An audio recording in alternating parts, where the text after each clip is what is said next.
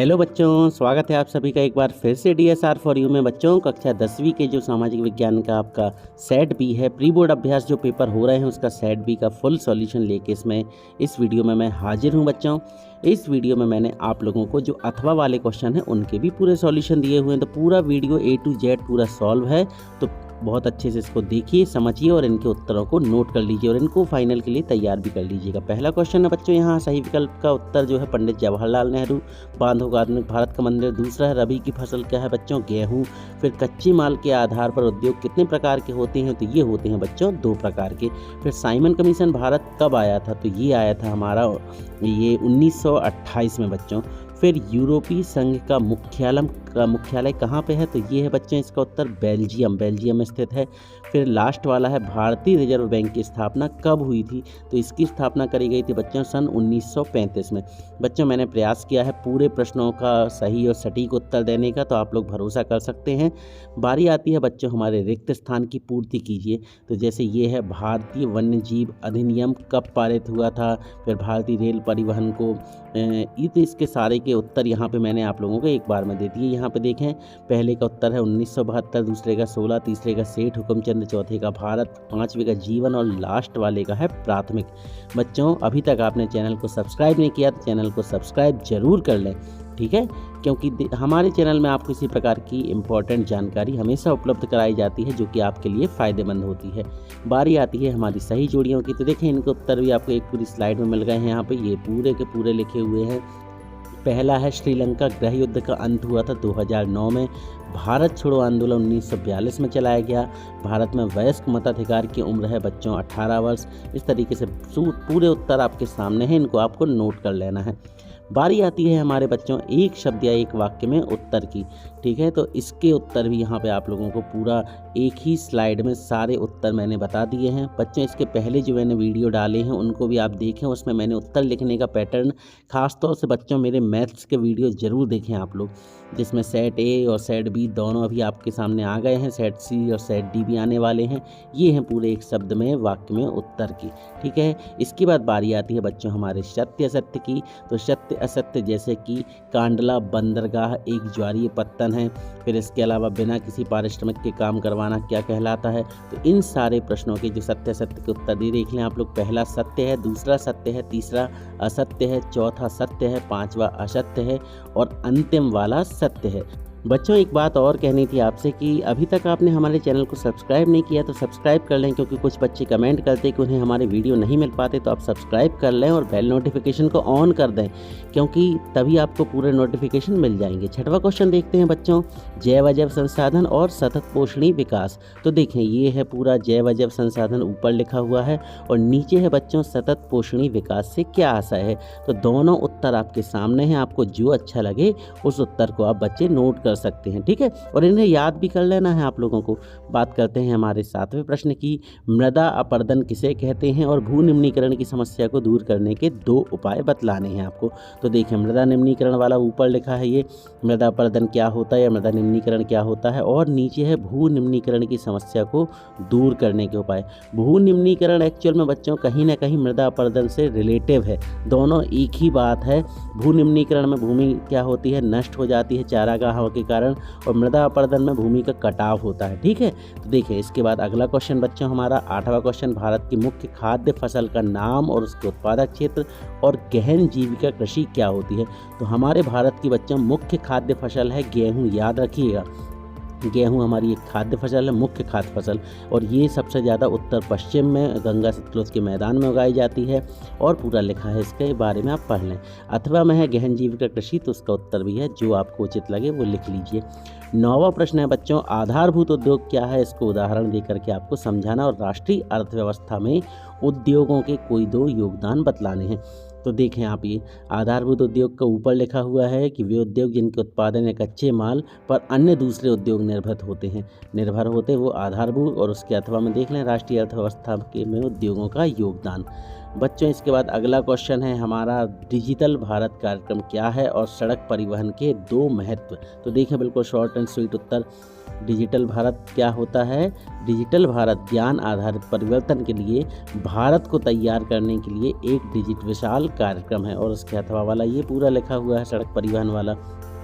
इसके बाद बच्चों राजमार्ग क्या होते हैं और स्वर्णिम चतुर्भुज महाराजमार्ग किसे कहते हैं? राजमार्ग अलग है और महाराजमार्ग अलग है। तो देखें, राज्यों की राजधानियों को जो जिला से जोड़ता है वो कहलाते हैं बच्चों राजमार्ग, और भारत सरकार ने 4 महानगरों को जोड़ने वाला जो है, ठीक है, वो कहलाता है बच्चों महाराजमार्ग, ठीक है, या स्वर्णिम चतुर्भुज कॉरिडोर। तो देखें, आपको जो उत्तर लगे आप वो लिख सकते हैं। बारी आती है हमारे अगले प्रश्न की, आयात शुल्क क्या है और गिरमिटिया मजदूर किसे कहते हैं?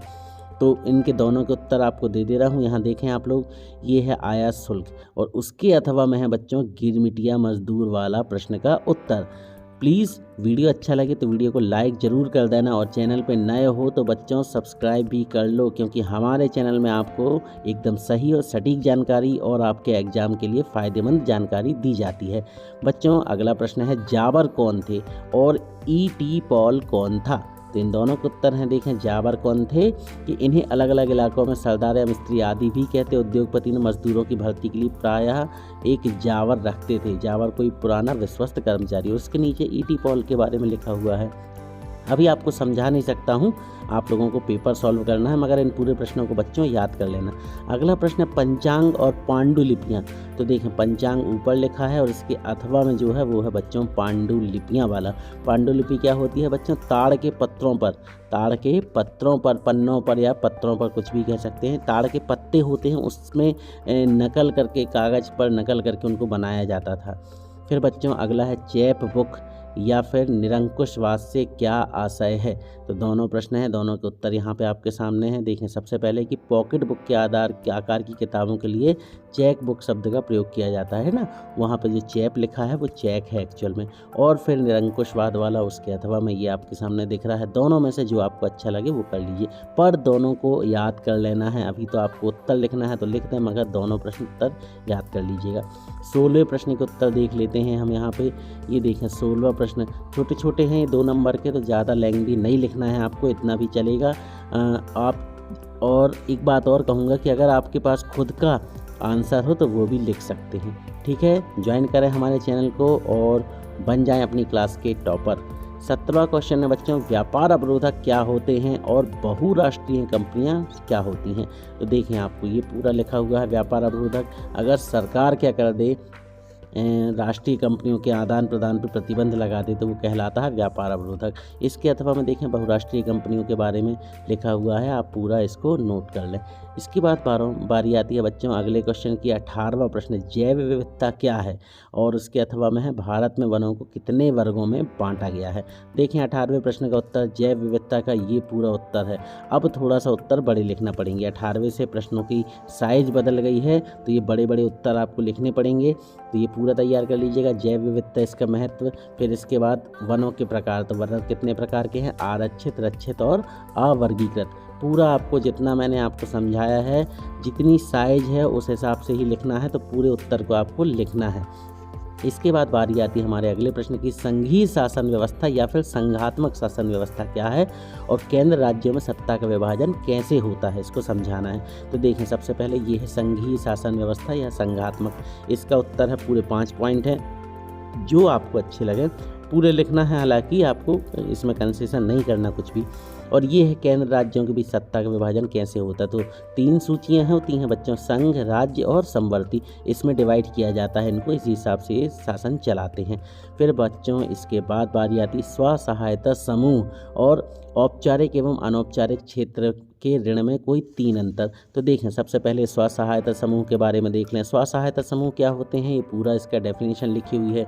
गांव में क्या होते हैं, बहुत सारे लोगों के माध्यम से एक समूह बनाया जाता है जिसमें लोगों को पैसे दिए जाते हैं स्वरोजगार स्थापित करने के लिए, उन्हें आत्मनिर्भर बनाने। इसी के बारे में ये पूरा आप पढ़ लें, इसको लिख दीजिएगा।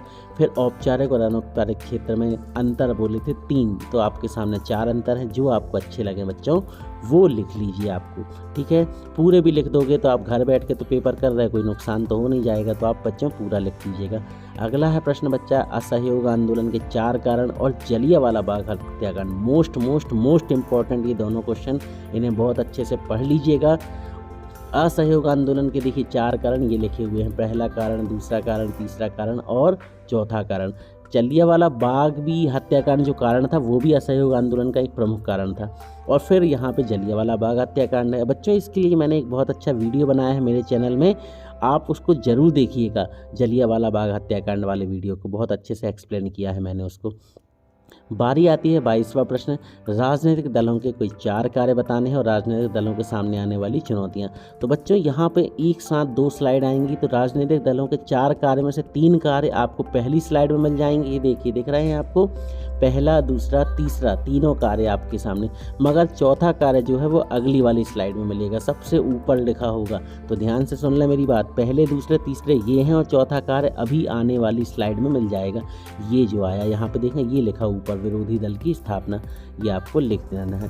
फिर इसके नीचे राजनीतिक दलों के सामने क्या चुनौतियां हैं, तो उनके उत्तर ये हैं पूरे, इतनी चुनौतियां राजनीतिक दलों के सामने रहती हैं। तो आप इनको स्क्रीनशॉट लेके ये पूरा उत्तर आपको लिख देना। लेंथी क्वेश्चन आंसर है, इनको तो लंबा लंबा लिखना पड़ेगा बच्चों, ठीक है। फिर बारी आई हमारे अंतिम प्रश्न की। अंतिम प्रश्न बोलने के पहले, मैं दिखाने के पहले एक रिक्वेस्ट फिर से करूंगा कि अगर अभी तक आप हमारे चैनल से नहीं जुड़े हैं, सब्सक्राइब नहीं किया है, तो सब्सक्राइब कर लें बच्चों, क्योंकि हमारे चैनल में आपको बहुत ही काम की जानकारी, स्पेशली 10th क्लास के बच्चों के लिए हमारा चैनल बहुत ही फ़ायदेमंद है।